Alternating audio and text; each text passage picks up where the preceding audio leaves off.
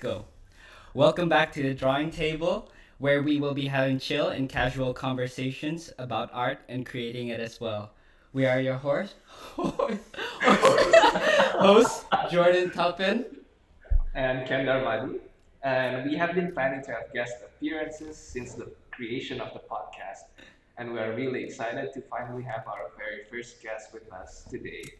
Hailing from the small town of Soest, Germany, he first started to dedicate himself more seriously to his craft through self studying at the age of 18. And he began freelancing the following year, working on various projects such as trading card games and illustrations. Today, he has made his nest at Adam Hawk Design Newcastle as a concept artist while constantly impressing his colleagues and followers alike with his artwork. So please give a warm welcome to the talented Axel Sauerwald. Thank you very Welcome, much for having Axel. me. Wow, thank you very much for coming on the podcast. It's a pleasure. Well, it took a lot of effort to get you here. Oh yeah, certainly. Yeah, you had to fly from Germany. Yeah. Yeah. Like we were just so impressed with your Art War 3 entry that I decided to message Axel and like, hey, would you like to come on the Drawing Table podcast? Yeah. I'll pay first class for the flights over here Yes. and That was- fast forward Right until away. now. And of course with the promise of some food. Yes, food. Food is very important for me. So Anyway, so yes, today we're going to talk about his amazing entry for the Art War 3 contest. And we will be going through his thought process and all that stuff about his painting process, all his difficulties, and all. And basically, he's just gonna talk behind the scenes. Yeah, we're just gonna And try and then- pick his brain and try Mhm. to get something out of it.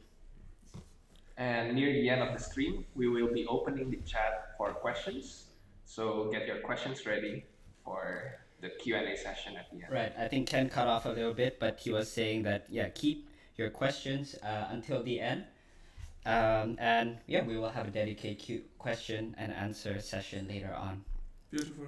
Yes, sounds great.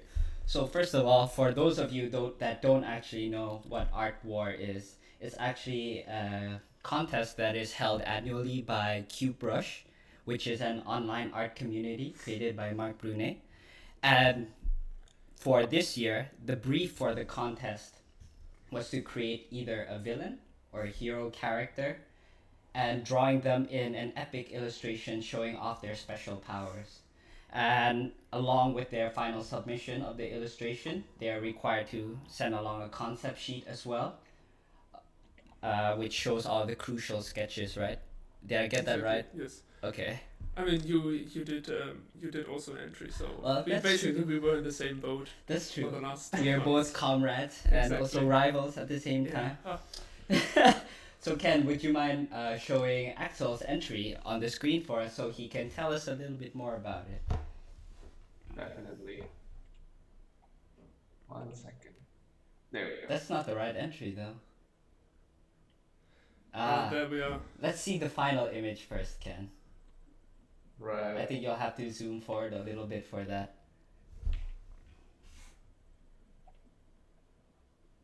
That's solo. There There it we is. go. Yes, let's. Oh, we're still in front. Oh my gosh. We have no idea actually why we are appearing in front of everything. But I think we can get over this by Yeah. removing our webcam for a while. That's fine. There it is. Oh Okay, no, okay, there. we're back. Yeah, I think it should be okay. Let's just stream our faces while talking about the entry. Okay, so Axel, can you tell us a little bit more about the piece that you've created? Let me just. Yeah, I think we still have slide. Yeah, there we go. difficulties. Yes, and we do have the slide as well. Let me just pull that up really quickly for us as well. Yeah, it's a little unfortunate that we kind of block quite a big part of the image. Yes, unfortunately, but I think Ken does have it on his screen. Yes. All right, Axel, Wait. if you please. Yeah, I mean it was. Yeah. Sorry. So yeah, tell us about your piece.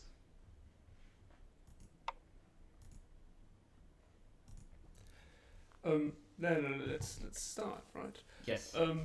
Well, obviously I did last year's 2018. In last year the second art war. I Mhm. also participated, and it was a lot of fun and basically a really nice opportunity for me to do a personal piece while kinda being in a friendly challenge with other artists all around the world. So that was really something. And when they announced the third art war, I was obviously gonna participate. Mm-hmm. And You get your revenge, right? yeah, exactly. Because I obviously I didn't win, so this time I try my Mhm. luck again, and we'll see about it. I mean, the winners aren't announced yet. It's probably going to take a while, Mm-hmm. but fingers crossed that Oh yes. this time. But I mean, as you're also participating, could be that obviously I'd be really happy if you get one of the podium places too.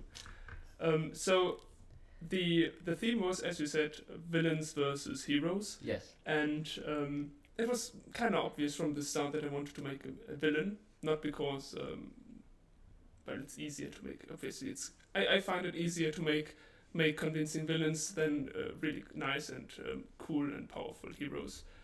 At least for me. So and I had some vague ideas on how to go about it before I even started sketching. Mm-hmm. That goes back to I had a couple of ideas for personal pieces right away, kind of sitting in the back of my mind for months now. And one of these pieces, one of these ideas was basically a modern setting. As when you look through my portfolio, you see a lot of medieval and fantasy Yeah, that's pieces. true. I wanted to change it up and kind of challenge myself with a different, vastly different theme of basically Mhm. putting the action in a modern setting. And I've seen on the news a couple of little footage of like riots in the street.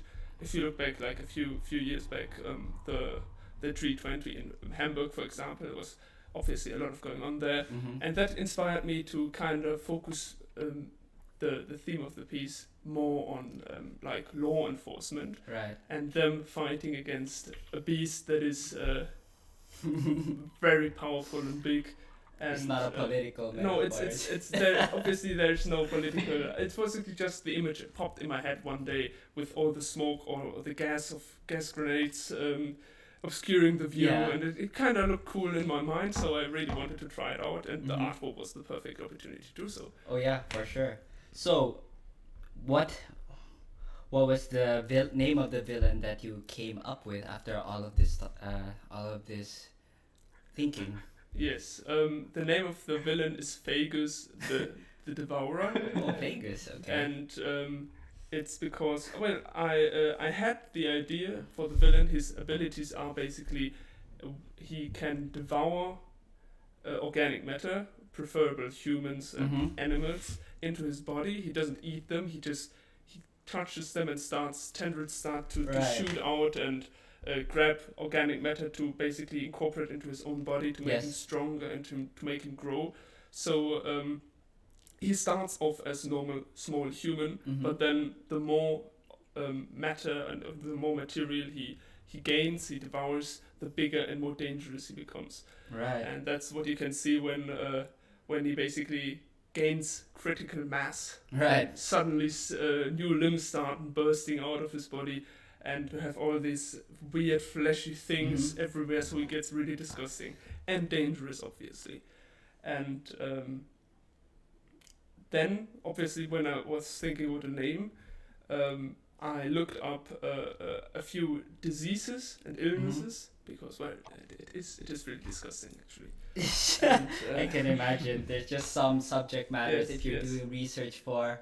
Yeah, There's yeah. some like danger zones Mhm, of like the mhm. search terms you can Exactly, put in on Google. exactly. And then there's then I stumbled upon autophagy or something. I'm not sure. Mhm. It's basically and I think it's an illness of the mind where you, I'm not sure though, can be wrong. It was quite a long time ago when Okay. I looked the name up. And basically the self-devouring, where people start eating themselves. Eesh. And I just took the last part of the word fagi and made a word out of it, a name, and then he became Fagus, the devourer, basically. Kinda, I'm sure it's really butched and weird, but it's not correct. But I mean, it sounds cool and kinda fits the theme, though. No, I think it's a very fitting name for the villain, actually. Awesome. And the thing is as well, so after you have thought about, this basic idea, how did you actually begin your process as well? Well, when we look at the first thing I did was obviously trying to come up with interesting shapes and designs for the villain itself. So obviously at that point I already had a few ideas for the composition in mind. All right. But I put them back, put them a little back, because first of all I wanted to know how exactly is he going to look like, or what's basically the main design elements. So I started sketching and came up with a couple of different designs where he is basically just growing out of proportion in weird ways, and then obviously the idea of the one big arm kind of emerged, and I really like that idea. So these are the initial rough sketches. Yes, you these came are up the with. initial rough sketches. I did them while being in a hangout with a couple of friends, and I Right. chilled while I sketched them. Yeah. And after that, basically, I didn't really took one of those sketches and translated them directly into the finished character design. I then basically merged all the cool things I found I liked about these different sketches and put them together, and then started going forward with the composition sketch. All right. Is this actually your typical process when you begin an illustration? No, not really. Well, it really depends. Now, as this illustration is basically the whole challenge is focused around the character design, so it is reasonable that I started with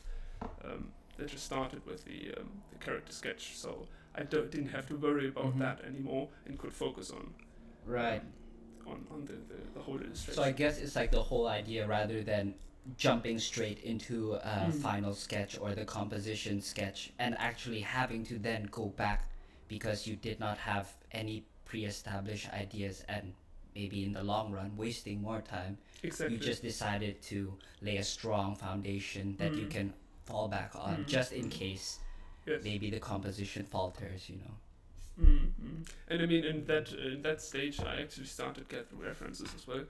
So I looked up I looked up, for example, meat and cow heads without skin. That's something disgusting. So if you want to see something that is visually interesting and on the one hand and stomach turning on the other, that's the thing you have to look for. Oh boy. And because, well, even though I had kind of the image of the character, of the creature started to emerge in my mind, I still wanted to get deeper into the details and have, because before really starting an illustration, you have to have a really clear idea of where you want to go with the character and with the whole scene in general.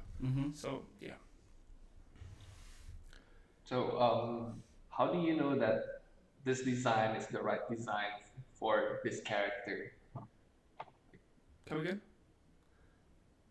How do you know that the design that you choose is the right design for the character and the story that you're thinking about?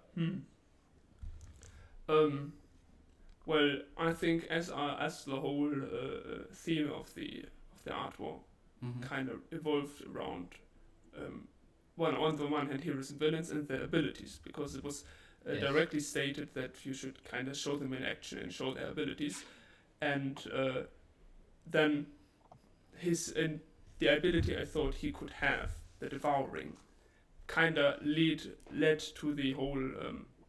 If he isn't really in control, it's basically more like mindless beast once he starts growing, and so I kind of make him unhuman enough, but you can still see the resemblance of what he might have been before. So that's what I focus on.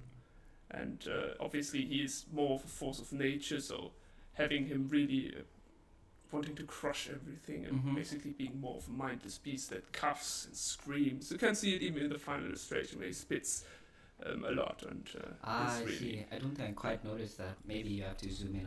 Oh, exactly. yeah, maybe I just had to pay a little bit more attention. Yes. So what do you think you did particularly well then in addressing the brief of the contest?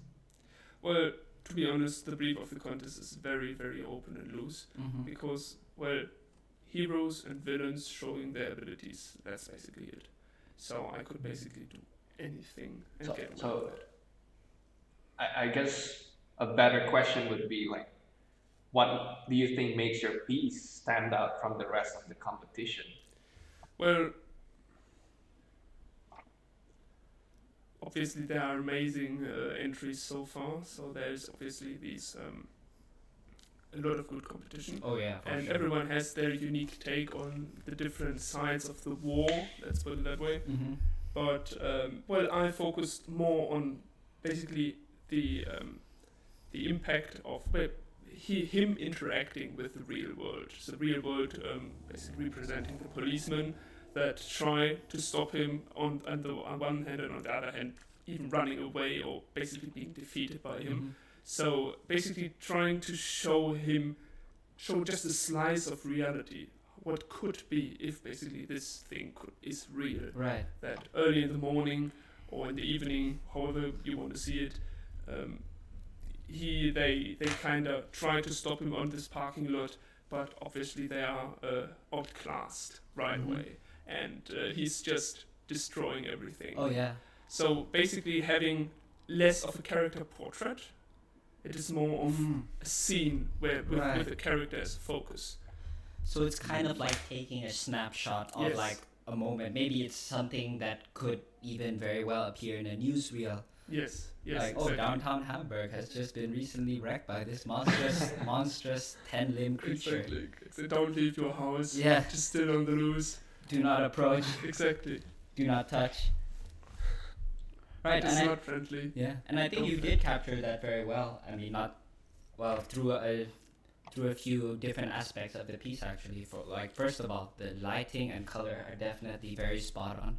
They feel very natural, and even with the composition as well. I think you also had that option to go for something a little bit crazier, where you had maybe a crazy drastic 3-point perspective looking up on him, or maybe even taking the more splash art route, which is what I took with my entry, where the poses are actually a little bit more exaggerated and crazy, where you wouldn't really see that happening in real life. Yes.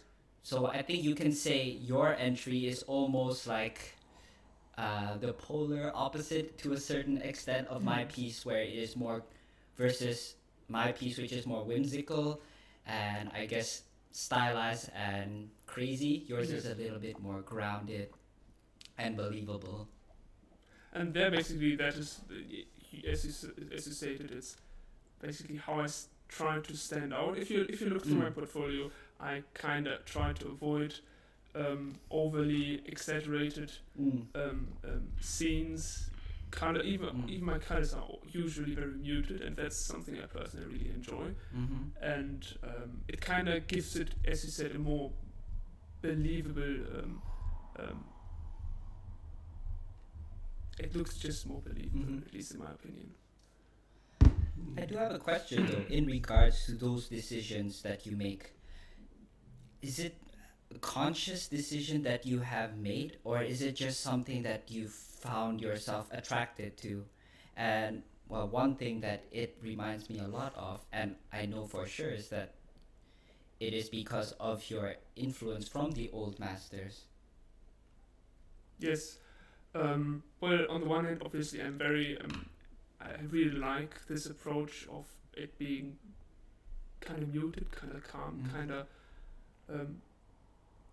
calm and not in your face, because, well, if you look around on the internet, on ArtStation, DeviantArt, there's a lot of really, really amazing pieces, obviously, but they are generally very, very strong, very attention-seeking, while that's something I personally... I'm kidding. Is that a jab at Yeah. Jourdan? Oh. I'm sorry. No, go on. And that's something I personally, even though I admire technical skill and these paintings can look really, really amazing, I personally kind of want to go a different road. So, and I tried more stronger pieces in that regard. Yeah. With stronger perspective and stronger colors and more action with tilted cameras and all that stuff. But I feel like it's not my thing really. So Yeah, I think we can see it clearly from your portfolio that almost everything in your portfolio is like more like a snapshot of things happening in real life instead of exaggerated poses and all that stuff. Yeah. And I think that's what makes your portfolio stand out in my eyes. So I think to tie back the discussion as well, we've been having about muted colors and Yes. also in terms of your influence from the old masters. Can you talk a little bit about these color comps that you created for Vegas? I'm and not sure. maybe what you were thinking as you were creating. Oh them. yeah. Well, I'm not sure if you've actually showed the rough value sketch I did before. Can you bring that up, Ken? Yep. Just no, that was basically the first sketch. The other one where I started to kind of add more more elements. Oh, this one.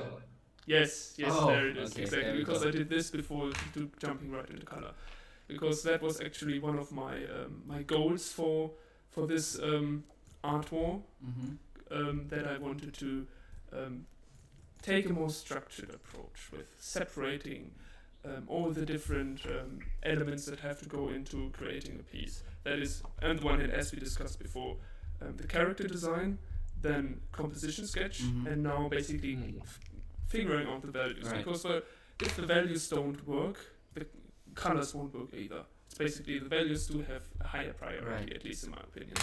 So yeah, I did this, and it's, to be honest, it's an ugly sketch. It's not really. It's very messy. So modest. It is very messy, but obviously there is more than enough information for me to basically start to really imagine the final piece in my head. And Right. yeah, as you can see, all the elements are there.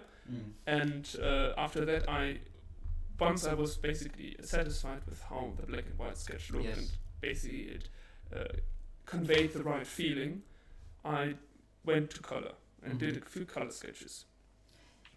So you did say like this time, this was your process. So do you normally start off with a value sketch for all of your other pieces?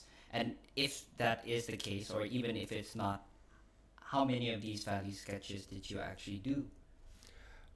Well, I kind of switch between two approaches usually. Either I do, as you can see here, first a value sketch and then jump into color, or I start right with color. It's basically usually when I do Right.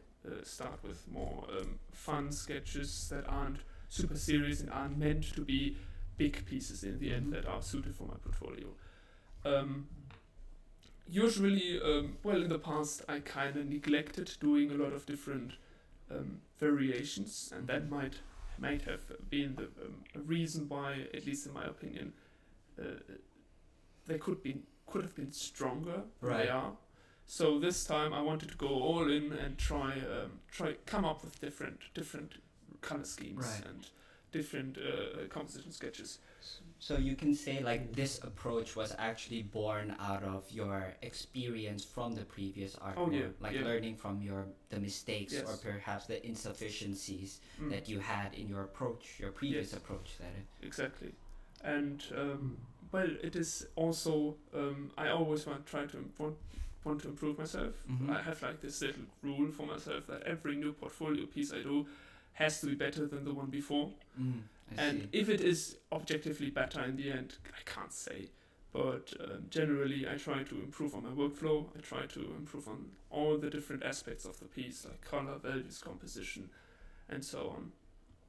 So yeah, in this case, I, when doing the colors, I actually already had in mind what kind of setting this is. It's not going to be in the middle of the day with Yes. bright sunlight and strong shadows, even though it could have Right. been really cool to have playing more with shadows. More to have, yeah, as we said before, more muted, and kind of even a contrast between, the city is still sleeping and it's Yes. early in the morning, but still stuff is happening somewhere on an empty parking lot. So I did a couple of different collaborations and to see, all right, what actually would look good, and obviously also what is manageable, because Right. you have to see, as I work full time at Atomhawk, I don't have so much time to complete the art wall. It's basically my free Right. time in the evenings and on the weekends where I can paint. Mm-hmm. And then over the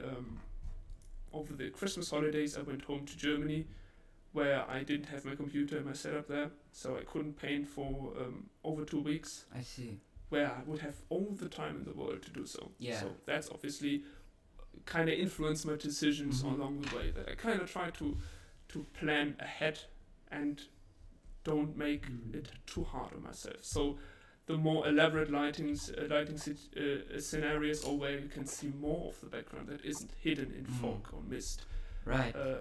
they kind of had to be abandoned. So in a sense, you were working around the constraints, not just in terms of the brief, but also, well, your life and work balance as well, and the time that you would have required too. Exactly. Well, I do think that is important, and I think that does lead us to a question that we had prepared. Ken, would you like to read that one up? Right. So how did you manage the time between work and working on your entry? Because as you said, you have a full-time work, and then you can only work after your full-time work's done. Yes. So like, how do you manage your energy and time so you can still finish your piece? Oh well, yeah, that was basically one of the greatest challenges for this piece actually, because there wasn't much time, and after work sometimes you just feel so exhausted. You don't want to paint anymore. You just want to sit in front of your computer and watch videos or play video games. That's So understandable. yeah, it was so always kind of a fight with the lazy person inside of you. And well, I had to sacrifice some of my weekly activities, like board game night or game night on Friday, Right. and even sometimes live drawing on Monday, where I instead would go home to paint on my painting, and Yes. that basically made it possible for me to finish it. And thank God they CUBEBRUSH extended the deadline, yes. That so was we such had a huge one relief. more week to finish it. So that's basically what saved my piece, because when I came back from Germany in early January, I had no time whatsoever, and the piece wasn't finished at all. There was so much that needed to be changed. Oh yeah. So I was very grateful that they extended the deadline too. And it seems like Kuga-kun in the chat as well, and Vyuki also are able to relate to you on that in terms of managing the balance between work and also, well, personal work outside of the professional one. Exactly. Yeah, so this was basically one of the main challenges I had with the piece, even though there were a couple more technical ones we can come to later. Oh yes, for sure. Actually, it would be a good time to go over them. Yeah, I think that would be glad to have that. All right. It'll be a good time to go over it, as we have been delving more about the, I guess you can say, things outside of art itself. Yeah. And TCK also says, glad art war is over. I can have my Axel back.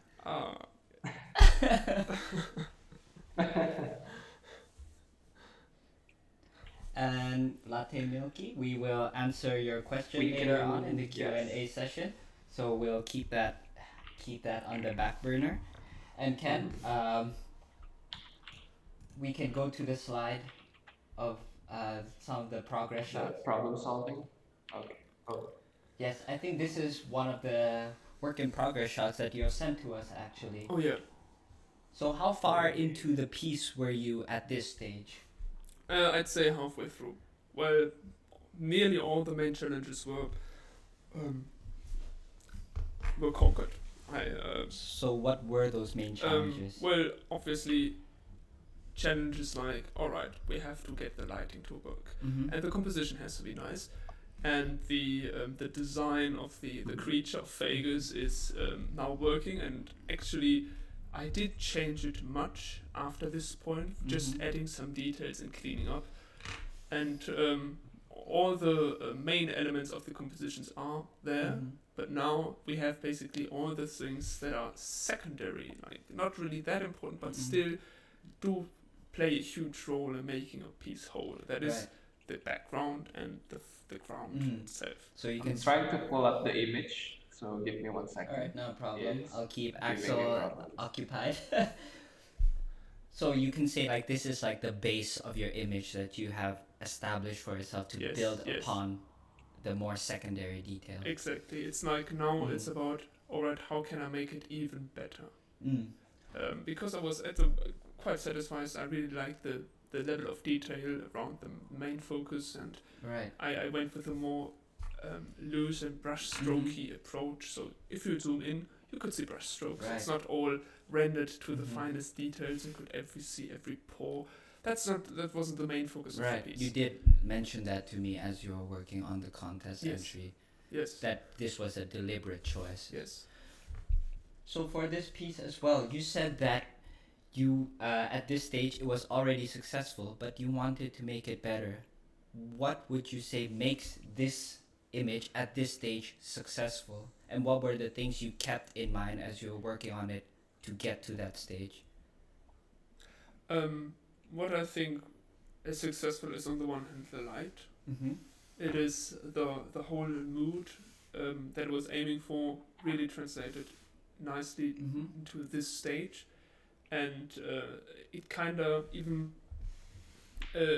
I could kind of preserve the freshness of the initial sketches actually in this piece, and that's something I don't succeed with often, at least with those bigger pieces where you spend so much time on, and the composition I was really pleased with how it turned out, but then obviously there were a few things, especially if I wanted to dive into rendering the secondary features of the piece that needed to be addressed. These were basically the biggest challenge I spent a lot of time on, was basically make the composition right, the perspective. That all the elements kind of felt like they were actually on one plane rather than kind of being screwed. And I think with the image that Ken actually has on his screen, it does show the stage of the artwork where there's a lot of redlining going on. oh yeah, So what were you exactly doing in this image itself? that is basically the problem solving aspect, where I you can already see that the piece is the finished piece where all the lines I used prior to this point to get all the different elements that would support the whole image in place, and to basically make the perspective and the sense of space more clear and believable, I and more suppose. believable. Exactly, I added these street lights and the white lines on the ground to Yes. make it so we actually know we're not just on a pavement just somewhere in the wilderness, but no, we are actually on a real place. So if you had to encapsulate that thought process, what would you say you were keeping at the front of your mind when you were adding all of these elements such as the street lights and the lines on the ground? Make it more clear. It's about what's the word? Clearness? Clarity. Clarity, yes. It's about the clarity for the story itself. Because before that, even you can see compared to the other work in progress we showed before, the trees in the background were just gray blobs. Yes. Well, you could interpret them as trees or bushes, but it was not clear enough. I think that's the thing. The scale was a bit ambiguous, and I remember pointing that out to you that, I could recognize that they're foliage of some sort, but what kind specifically, and how big were they, and how far back were they actually? Exactly.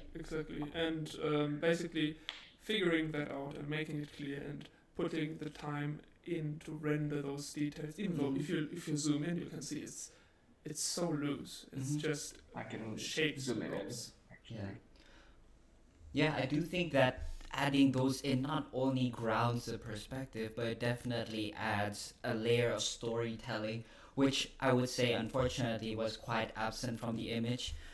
As you have said as well, you had the strong foundation of the composition and I guess the main elements in it, but there was just something that I felt was a little bit missing to make it feel that it was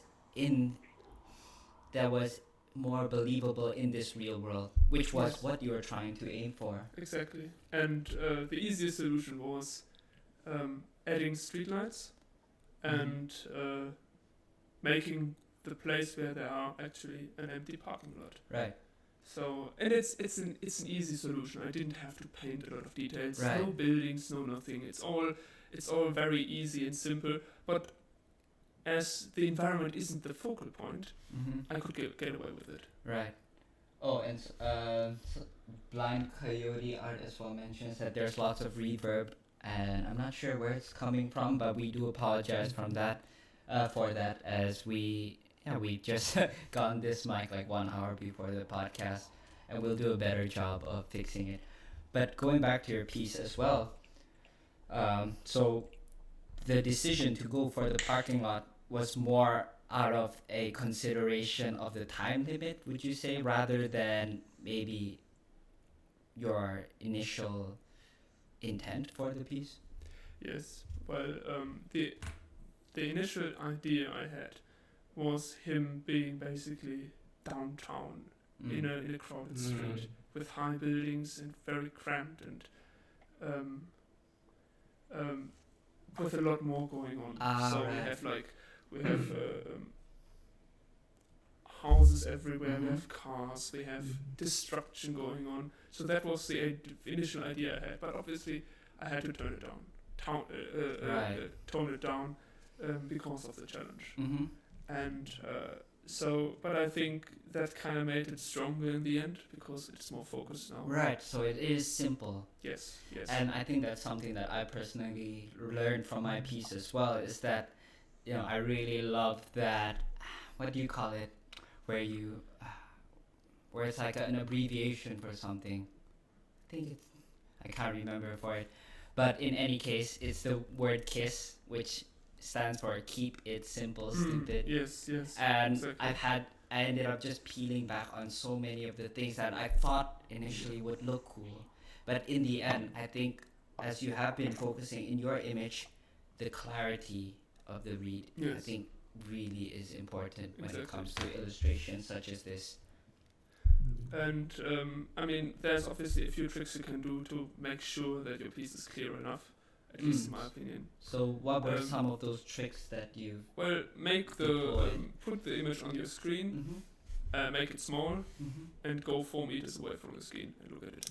Right. Then you can see how clear it actually is. So I'm just imagining you at your home, like every once in a while, you just pushing back in your chair and just looking at your screen like, yep, that looks good to me. It's basically every once in a while, if I had to go up to make food or to go out for a walk, I'd stand up and look at the screen from far away to see, all right, how is it actually reading? And that's what I usually do even when I'm sitting down, scaling the piece down on Photoshop with the navigator just to make it really tiny, like post-stamp size. Oh yeah, and I guess that's why they also call it a thumbnail, which is exactly supposed to be. Exactly. It's just, and when you can't really make anything out anymore, well, obviously, at some size you can't see it. Yeah, well, but on a reasonable size, then you might have a problem, and then it's about simplification and perhaps even redo the composition if it's really, really bad. Right, if you do have the time. Yes. All right. well, we do definitely, well, or we can talk about so much more about your piece. But I think let's move on to the Q&A session, so we do allow people to, well, send in some of Ask their you questions questions. as well. Yeah. Right. I think we can start with Latte Milky's question, as she actually sent us the first Yes. one. So she said, "Hi, thank you so much for the opportunity. So CUBEBRUSH competition must be one of a kind in which other experienced artists join in. And the question is, this is where self-doubt came in. How do you overcome those self-doubts?" I did get that. I think you cut off there. Oh, okay. Okay, so the competition has a lot of other experienced artists joining in. And how do you overcome the self-doubts of like competing against these other experienced people? Right. Yeah, there's always obviously the self-doubt, and I still have it to this day. It's not like now working as a professional in the industry that changes anything, at least in my case. And well, there as it is an international competition. It's Yes. people from all around the world, and there's always going to be someone that is better than you. It doesn't really, not only in art but also in any other craft, in any other occupation. There are people that are better than you, and so you can kind of find peace that you can't be the best, but then on the other hand, there's always something to strive forward to. And the stronger the competition is, the Yes. more you have to work to compete. So it's always, even though it can be harsh, you have to see it like you're sharpening your tools, your weapons in this competition. And especially this CUBEBRUSH art war is a really friendly and open competition, and there's a lot of help going on, and Yes. very active community. That takes away a lot of the pressure, at least in my opinion. And Right. basically, perhaps not taking it too seriously. I mean, we did it together. Basically, we hang out in a Google Hangout for quite a long time to paint together and even to have fun. Right. We joked a lot and helped each other. So finding other like-minded people that that maybe struggle Right. similar to you can be a great help to overcome this feeling of dread Yes. that how I'm supposed to compete. And you can even say that, how to deal with self-doubt is, first of all, reframing your mindset to not necessarily compete, but as a way to improve yourself. Yes. And also trying not to take it too seriously by having fun, having Exactly. some friends doing it alongside of you as well. Exactly. Or, just, I guess, not taking yourself or the entry as the be all or end all. Like, if you don't get it right, it's the end of the world. Oh yeah. It was actually quite interesting. That last year's art war, I think I made the 4th or 5th place. So it's still really nice, and I'm glad that I got so far. But the funny thing is that actually the last year's art war champion who got the 1st place is a colleague of ours. Oh god. So that when guy. I joined Atom Hawk and I realized, there he is. Oh boy. The funny story yes. is as well. Who won? Huh? Who won the last one? Oh, it's that guy in the chat. Exactly, called TCK. Oh! Tick tick. So, funny story is as well. Before, CUBEBRUSH also hosted an environment design challenge as well, and I joined that around 2 years ago, and as it turns out, one of the new hires of Atom Hawk was actually this guy called TCK. And when the results was announced, it just so happened that he also snagged 1st place and I got 2nd place. Yes. So we're both here victims of TCK's reign of terror. Exactly, he dominates everything. Yes. But let's move on to the next question that's been Right. posed by Okay. 77. Hello everyone, thanks for the opportunity and keep up the good work. I have a question not only for Axel but for Jourdan and Ken too. How did each of you manage your time and keeping your energy to work on professional work and personal work, not on a daily but weekly basis? I could not manage my time and energy to keep them both, to keep doing both work. Uh, I see. I think let's just answer that component of the question. And well, I think you kind of did just now. Well, I mean, there's obviously a lot more to it. What is really important and where I still have to work on. It's not like that I know everything, and no, it's not really, and I still struggle with these things. But what is important, what I realize, what really helps to make to have more energy, Yes. To work on personal pieces and personal work and improvement even outside of work, is to have a very, very structured day. So a very strong routine. So you do get up early every day at the same time. Even try it on a weekend. Yes. So you kind of have your inner clock is always set to wake you up at this time. That's going to make it easier for you to because then obviously you do get more time in the day, Yes. so you can manage things like keeping your flat clean, eating, exercising. It's Right. very important because you obviously have to keep your body healthy, and that gives you a lot of more energy. And then depends on how much you actually how much you want to focus on your personal Yes. paintings. It's even on lunch breaks, for example. You don't have to take the whole lunch break to eat. Yes. No, you can also take some time to eat and enjoy yourself, but then go back, practice something. Right. Little sketches.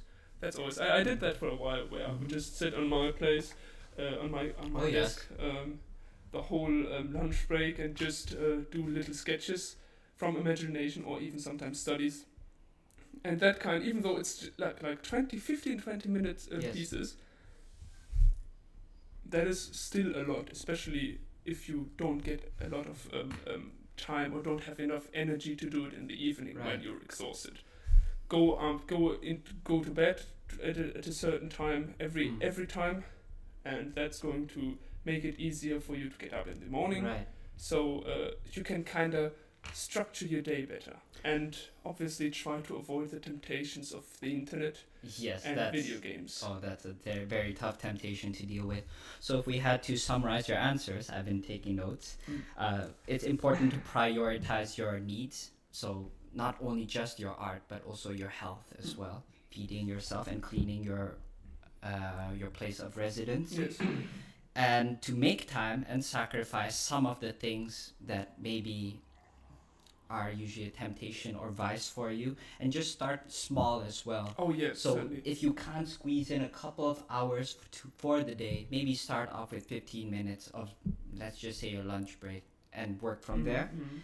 And also knowing which time of the day that you're also most energized, or you have the ability to make the time as well. Exactly. Okay, that sounds good. And let's move on to another question.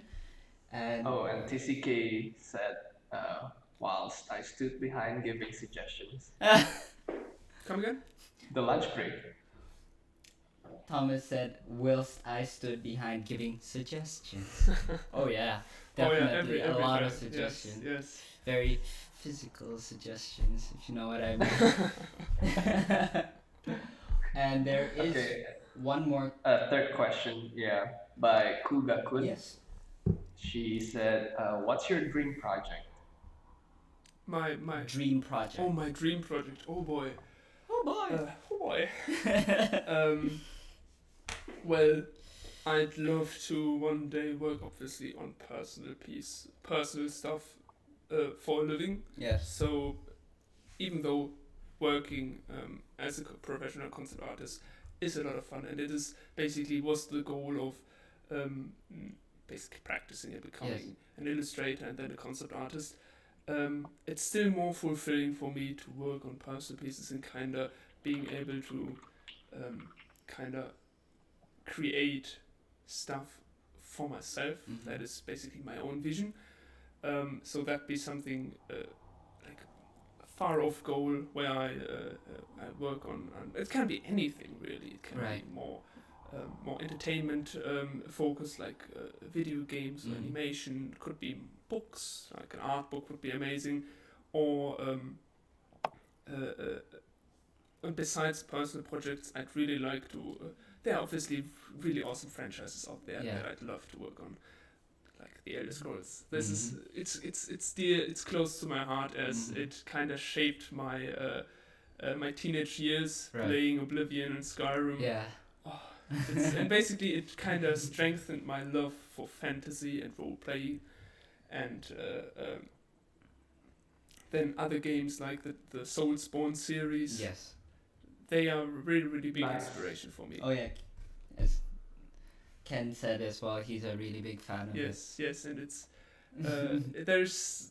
visually they're just so beautiful and intricate. So I'd really love to one day at least contribute a little bit to that franchise. That would be amazing. That would be really awesome. Yes. Oh man. I mean, I haven't played them myself, but if you made the concept art for it, I'll at the very least watch a playthrough. Oh, thank you. Just for you, Axel. So I'll watch generous. a playthrough. I know. Or buy it, of course. And I think that's most of the questions that have been asked in the chat. So we're going to be moving on to a new segment that we're going to be trying out for the first time today. Oh boy. So you're going to be our little guinea pig. Yes. So, Ken, what do we have today for Axel? So we're gonna have Quickfire Session where we're gonna ask him questions in a rapid succession, and he has to answer as quickly as possible. All right. All right. So I think just in case there's some delay between the microphones and the connection, I'll just read out the questions. All right. So let's just get through these as fast as we can, shall we? So first thing that comes to your mind. All right. So question 1: favorite activity outside of art? Walking. I really love walking. Okay. Morning or night to work? Morning. Music during work, yes or no? Yes. Listen to something during work or silence? Listening to something. Music. If you can only eat one dish for the rest of your life, what would it be? That's difficult. I thought it was pretty easy for you, Axel. Oh no, it is not really. I think I'd go with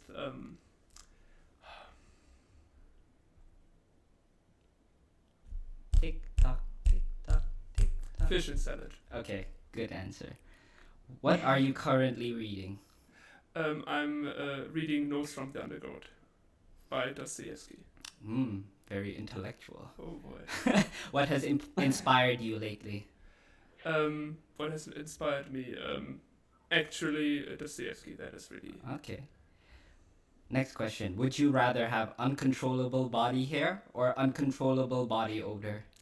Uncontrollable body hair. Okay, that's what I choose too. If you could take one workshop with a living or dead artist, who would they be? Can it be two artists? Sure. Alright, I'd really love to have a workshop with Joachim Soroya and Sargent. Okay, awesome. So, would you rather make art that you are happy with but without recognition, or be famous making art that you are not happy with? Making art that I'm happy with. Without recognition. Yes. I see, a dedicated man to your craft. In an alternate world, if you are not an artist, what would you be? I'd probably be either a teacher or a woodworker. Okay. And last but not least, one time period in the past to live in. Now? No, in the past. In the past. Well, I think turn of the 20th century, like 1880 to 1900. There's a lot of good answers sitting there, so that's the time to be. All right, that sounds good. And that's actually all the questions that we have. Awesome. Cheers. Wonderful. I think you had some great answers over there, Axel. Very insightful to the kind of person that you are. And we've got a few comments as well in the chat. Yeah, lots of interesting it's just answers. food. But yes, we actually have only a few minutes left to the podcast, which gives us just enough time to do an outro.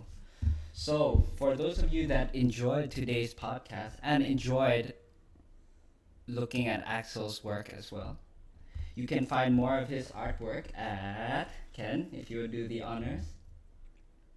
Okay.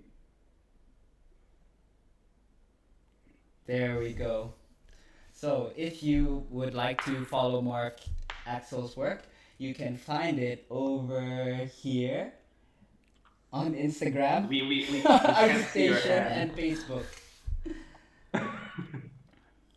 And of course, if you would like to catch more future episodes of the Drawing Table podcast and get updates on them, you can follow us on. There we go. You can follow us on Instagram and Facebook for updates. And if you would like to catch future episodes and or watch previous episodes, you can follow us on YouTube and Twitch as well at the Drawing Table podcast. Oh yes, Great. I think that Yeah, actually that's that's it. actually So thank you very much. yes, thank you so much, Axel. Like 1 hour has flown by already. Can Crazy you how believe time it? flies, yes. I know. I actually do think that we could have gone through a lot more, and I think we got more warmed up as we Yes. went yes. on. But at the start, Mhm. I think it always Yeah. takes a little bit of Yeah. time to shake that rust off. Exactly, and as we said before starting the podcast, we can obviously do another one. Yes. But I should be open for it. So what do you think, guys? Would you like Axel back for another podcast? Latte Milky says the session is gold. Thank you so much, Latte Milky. Thank That you. really does mean a lot to for us And to hear I that. guess thank you also for the rest of the viewers for watching this episode with Axel. Yes, thank you so much for attending, guys. This is this is great just to have you guys join in for our very first and special guest Thank you very here much. today. Wonderful. And it was a real pleasure talking to you, Axel. Yes. Thank you very much for having me. It was really great talking to you. Awesome. But yeah, hopefully we get to have a few more episodes in the future with Axel. Maybe more serious talks or something. Or perhaps some light sketching or paint overs, who knows? That'd be Yeah. nice. If that's what you guys would love to see, do let us know on our social media or just leave a comment. But yeah, well, and of course now I have to give Axel his payment for coming onto the podcast as well, which is a nice home cooked lunch. So yes, we will be enjoying that. And once again, thank you so much, guys, for watching. And we will see you next time at the drawing table. See you guys on the next table. All right, take care, guys. Bye bye. So say bye, Axel. See ya. See you.